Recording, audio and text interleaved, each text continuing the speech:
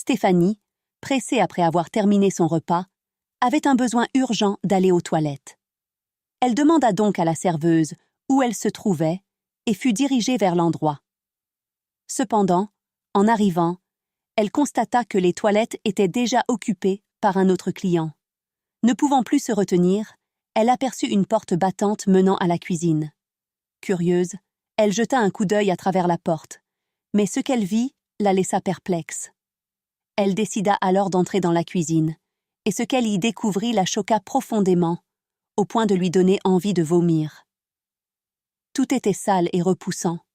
Une pile d'assiettes sales s'entassait près de l'espace de cuisson. De la viande crue était laissée à l'air libre avec des dizaines de mouches posées dessus. Les femmes qui préparaient la nourriture avaient les cheveux sales, et leurs tabliers blancs étaient tachés de toutes sortes de substances, comme s'ils n'avaient pas été lavés depuis longtemps. Le sol était crasseux, et des rats se promenaient librement dans la cuisine. Stéphanie aperçut ensuite la chef cuisinière, une femme corpulente à la peau foncée, vêtue d'une robe sans manches. Ses dents étaient jaunies, et elle arborait des poils épais sous les bras, ce qui la rendait encore plus repoussante. Stéphanie la regarda se gratter l'aisselle avec la cuillère qu'elle utilisait pour cuisiner, avant de remuer la soupe avec la même cuillère sans la laver. Répugnée, Stéphanie eut presque envie de vomir. Elle se tenait le ventre d'une main et se couvrait le nez et la bouche de l'autre pour atténuer l'odeur nauséabonde qui régnait dans la cuisine. Dégoûtée et déçue, elle retourna dans le restaurant. Dès qu'elle en sortit, elle se précipita dehors pour vomir tout ce qu'elle avait mangé, incrédule face à ce qu'elle venait de voir. Stéphanie avait grandi en prenant l'habitude d'acheter de la nourriture dans divers restaurants, car elle était trop paresseuse pour cuisiner chez elle. Elle connaissait tous les meilleurs et les plus récents restaurants et cantines de l'État, et elle avait mangé dans chacun d'entre eux. Chaque soir, elle choisissait un nouvel établissement à tester. Son amie, Nana, essayait souvent de lui conseiller de ne pas manger dehors tout le temps, en lui disant « Tu sais, il est moins cher et plus sain d'acheter des ingrédients au marché et de cuisiner toi-même. Pourquoi préfères-tu toujours gaspiller de l'argent pour de la nourriture cuisinée ailleurs ?» Mais Stéphanie refusait d'écouter, convaincue qu'il n'y avait rien de mal à manger à l'extérieur. C'était une habitude bien ancrée en elle depuis son enfance. Ses parents, constamment occupés par le travail et les affaires, n'avaient jamais le temps pour leurs enfants, ni pour les tâches ménagères. Monsieur et Madame Hamaka avaient eu la chance d'avoir 3 enfants, qu'ils avaient nommés Stéphanie, Roméo et Néa. Mais dès que les enfants commencèrent à aller à l'école, leurs parents cessèrent de leur accorder l'attention nécessaire. Le matin, avant de partir à l'école, leurs parents leur donnèrent de l'argent pour se nourrir, et l'après-midi, ils devaient acheter leur déjeuner chez un vendeur de nourriture près de chez eux. Le soir, ils achetaient leur dîner et mangeaient seuls, avant que leurs parents ne rentrent du travail. Stéphanie, l'aînée, endossa le rôle de mère au sein de la famille. Cependant, elle ne savait pas cuisiner, car sa mère ne lui avait jamais appris. Leur père était un chauffeur renommé, souvent en déplacement, parfois absent pendant 2 ou 3 mois. Il ne s'inquiétait pas de la maison. Tout ce qui l'intéressait, c'était l'aspect financier. Quant à leur mère, elle était une commerçante à plein temps, dont la boutique se trouvait en plein cœur du marché. Toujours occupée de l'aube au crépuscule, elle quittait la maison très tôt pour éviter le trafic et ne rentrait que lorsque les enfants étaient déjà endormis. Stéphanie apprit donc à s'occuper d'elle-même et de ses frères et sœurs en l'absence de leurs parents. Elle s'habitua à la vie de rue et à ses habitudes. Les 3 enfants en vinrent à préférer les snacks et la nourriture de rue aux plats faits de maison. Peu de temps avant que Stéphanie ne termine l'université, elle perdit son père dans un tragique accident. Ses frères et sœurs commencèrent alors à accompagner leur mère au marché pour l'aider dans les ventes, car le commerce prospérait et elle prenait de l'âge. Elle avait besoin de plus d'aide sur place. Après avoir obtenu son diplôme universitaire, Stéphanie fut envoyée dans une région reculée du pays pour enseigner dans le cadre d'un service obligatoire. Une fois sur place, elle s'acclimata rapidement à son nouvel environnement.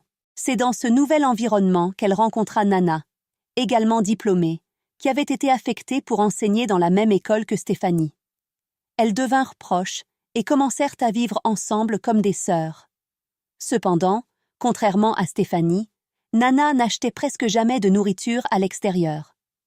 Elle se rendait souvent au marché pour acheter des provisions et cuisiner elle-même. Stéphanie, pour sa part, ne savait pas cuisiner.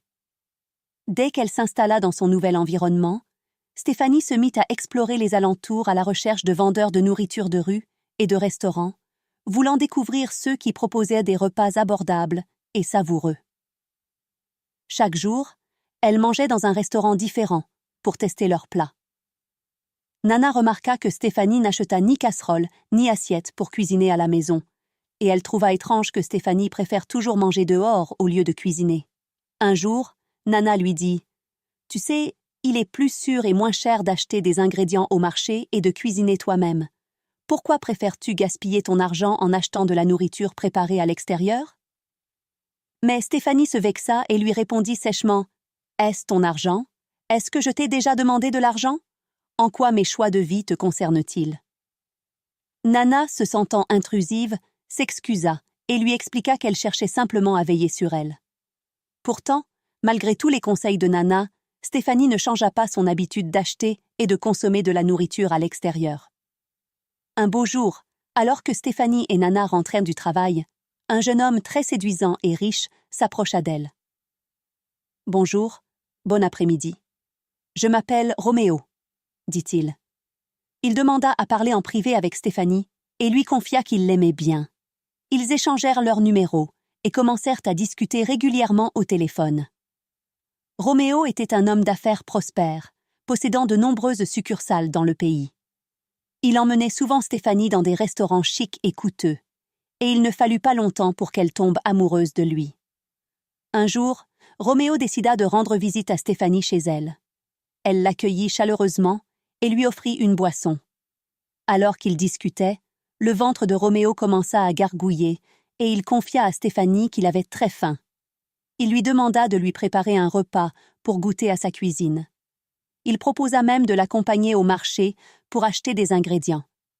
À sa grande surprise, Stéphanie lui répondit que cuisiner serait une perte de temps et suggéra d'appeler plutôt un de ses restaurants chics pour commander un bon plat. Roméo refusa et insista pour goûter la cuisine de Stéphanie. Voyant qu'il était sérieux, Stéphanie finit par lui avouer « Je suis désolée, Roméo, mais je ne sais pas cuisiner. » Roméo fut surpris que Stéphanie, une femme aussi belle et sophistiquée, ne sache pas cuisiner. Déçu, il quitta brusquement la maison de Stéphanie. Lorsque Nana rentra à la maison, elle trouva Stéphanie allongée sur le lit, l'air triste. Inquiète, elle lui demanda ce qui n'allait pas, mais Stéphanie refusa de se confier. À la place, elle inventa avoir perdu de l'argent, ne voulant pas que Nana se moque d'elle, sachant que celle-ci l'avertissait depuis longtemps de ne pas toujours acheter de la nourriture à l'extérieur. Un après-midi, en rentrant du travail, Stéphanie remarqua un nouveau restaurant chic sur son chemin. C'était un endroit qu'elle n'avait jamais essayé, et elle s'arrêta pour admirer la beauté de l'endroit. Le restaurant était toujours plein de clients, et un jour, Stéphanie décida enfin de l'essayer. En entrant, elle fut impressionnée par l'élégance et le style du lieu, tout en constatant que les prix des plats étaient très abordables. « C'est sûrement pour ça qu'il y a toujours du monde ici », pensa-t-elle en parcourant le menu. Elle passa sa commande, qui lui fut servie rapidement. La nourriture était délicieuse, et dès ce jour, Stéphanie devint une cliente régulière. Les serveurs connaissaient même ses préférences et attendaient sa visite quotidienne. Lorsqu'elle était trop occupée, elle appelait le restaurant pour se faire livrer au bureau. Cependant, quelque chose d'étrange se produisit moins d'un mois après qu'elle avait commencé à fréquenter ce restaurant. Un après-midi, trop fatiguée pour sortir, elle commanda un repas à livrer. Alors qu'elle était presque à la fin de son repas, elle découvrit un cafard mort dans sa nourriture. Choquée et dégoûtée, Stéphanie ne put finir son repas et jeta le reste. Pourtant, elle ne prit pas de précautions par la suite, pensant qu'il s'agissait d'une erreur isolée. Une semaine après cet incident, Stéphanie tomba gravement malade et fut hospitalisée. Elle souffrait de violentes diarrhées et d'une forte fièvre qui mirent sa vie en danger. Après diagnostic, le médecin lui expliqua que la cause de son malaise était une bactérie étrange, qui ne se développait que dans des endroits extrêmement sales. Il lui dit « Assurez-vous toujours que votre cuisine et votre environnement de préparation des repas sont propres. Vous avez eu de la chance d'être admise à temps, car cette infection est très dangereuse et peut être mortelle en quelques jours. Stéphanie remercia le médecin avant de sortir de l'hôpital avec une ordonnance de médicaments. De retour chez elle, Nana prit soin d'elle. Chaque fois qu'elle cuisinait, elle s'assurait que Stéphanie ait quelque chose de sain à manger. Mais une fois rétablie, Stéphanie retourna à ses anciennes habitudes, achetant de la nourriture à l'extérieur. Pire encore, elle continua de fréquenter le même restaurant où elle avait découvert le cafard dans son plat. Il ne fallut pas 3 semaines avant qu'elle ne se retrouve de nouveau à l'hôpital. Lorsqu'elle tomba malade une 3e fois, Stéphanie décida de mener sa propre enquête pour comprendre pourquoi elle tombait toujours malade après avoir mangé dans ce restaurant. Elle ne comprenait pas comment cela était possible, car l'extérieur du restaurant semblait propre et luxueux, ce qui, selon elle, ne laissait pas de place à l'insalubrité dans la zone de restauration.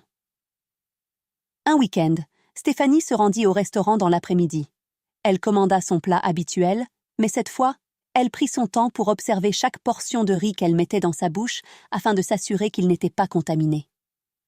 Une fois son repas terminé, elle prétendit avoir besoin d'aller aux toilettes et demanda au serveur de lui indiquer où elle se trouvait. Arrivée sur place, elle constata qu'elles étaient occupées. Alors elle décida d'en profiter pour explorer un peu le restaurant. En s'aventurant dans le couloir, elle aperçut une porte battante qui menait à la cuisine. Curieuse, elle jeta un coup d'œil à travers la porte et fut horrifiée par ce qu'elle vit.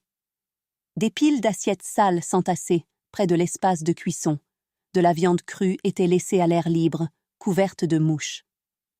Les femmes qui préparèrent la nourriture avaient les cheveux sales, et leurs tabliers blancs étaient tachés de toutes sortes de substances, comme s'ils n'avaient pas été lavés depuis des mois. Le sol était crasseux, avec des rats se promenant librement dans la cuisine. Stéphanie remarqua la chef cuisinière, une femme corpulente à la peau foncée, vêtue d'une robe sans manches. Ses dents étaient brunes, et des poils épais sous ses bras la rendaient encore plus répugnante. Stéphanie eut envie de vomir. Elle retourna précipitamment au restaurant et s'assit comme si de rien n'était, bien que son estomac se tordît à l'idée que d'autres restaurants, même ceux qu'elle jugeait propres et dignes de confiance, pouvaient être dans le même état. De retour chez elle, Stéphanie était très honteuse et regretta de ne pas avoir écouté les conseils de Nana par le passé. Ce jour-là, elle prit une décision. Elle allait commencer à préparer ses propres repas. Elle nettoya soigneusement sa cuisine, puis consulta des tutoriels en ligne pour apprendre à cuisiner. Elle se rendit au marché pour acheter des ustensiles de cuisine et des ingrédients. Ce soir-là, en rentrant à la maison, Nana fut surprise de voir Stéphanie dans la cuisine. Elle enfila ses vêtements d'intérieur et rejoignit Stéphanie pour l'aider à préparer le repas. Le plat n'était peut-être pas aussi beau et sophistiqué que ceux que Stéphanie achetait habituellement au restaurant, mais il avait un goût délicieux, et elle savait qu'il avait été préparé avec soin et dans de bonnes conditions d'hygiène.